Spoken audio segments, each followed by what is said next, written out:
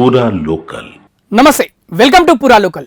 హిందూ మనోభావాల్ని దెబ్బతీసిన కల్తీ నెయ్యి తిరుపతి లడ్డూ ప్రసాదాన్ని ప్రపంచ దేశాల్లో ఉన్న హిందువులు మహాప్రసాదంగా భావిస్తారు. అలాంటి లడ్డూను కల్తీ నెయ్యి కలిపి, అంటే జంతువుల కొవ్వుతో తయారైన నెయ్యిని కలిపి ఆ లడ్డూలో దాన్ని అపవిత్రం చేశారు. ఈ విషయం పైన ఆంధ్రప్రదేశ్ గవర్నమెంట్ సిట్ ఏదైతే దర్యాప్తు ఏర్పాటు చేసిందో ఆ విచారణ వేగవంతమవుతుంది. ప్రస్తుతం సిట్ దర్యాప్తు తమిళనాడులోని దుండిగల్ వెళ్ళి అక్కడ 2019 ముందు ఏం జరిగింది, 2019 తర్వాత ఏం జరిగింది అనే విషయంగా దర్యాప్తు కొనసాగుతుంది. ముఖ్యంగా ఈ లడ్డు వివాదం అయితే రాష్ట్రంలోని రాజకీయాల్లో పెద్ద ప్రకంపనలు సృష్టించాయి. ఆంధ్రప్రదేశ్ డిప్యూటీ సీఎం పవన్ కళ్యాణ్ అయితే భారీగా విరుచుకుపడ్డారు. హిందూ మనోభావాల్ని దెబ్బతీశారు. ఇదే ముస్లింలకు జరిగిన, క్రిస్టియన్స్కి జరిగిన ఇలానే ఊకుంటారా?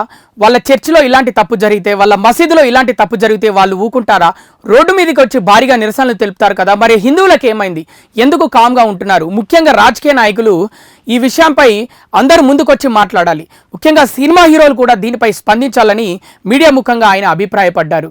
అలాగే ఒకవైపు చూసుకుంటే ఉత్తర భారతదేశంలోని చాలా రాష్ట్రాల్లోని హిందువులు నిరసనల సేగలు అయితే సృష్టించారు. నిరసనలు తెలుపుతూ జగన్ దిష్టి బొమ్మలు దగ్ధం చేశారు.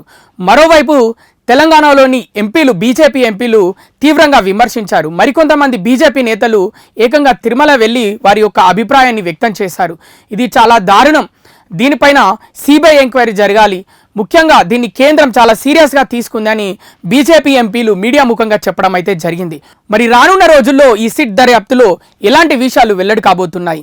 ప్రస్తుతం అయితే ఈ దర్యాప్తు భాగంగా దుండిగల్ వెళ్ళి అక్కడ పరీక్షించి ఈ నెయ్యి ఎప్పటి నుంచి వాడుతున్నారు, ఎన్ని రోజుల క్రితం ఈ నెయ్యి తయారు చేశారనే విషయం మీద దర్యాప్తు అయితే కొనసాగుతుంది.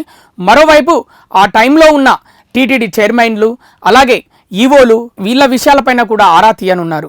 రానున్న రోజుల్లో మరి ఏం జరగబోనుందో చూద్దాం. అప్పటి వరకు చూస్తూనే ఉండండి పూరా local, your choice for local voice.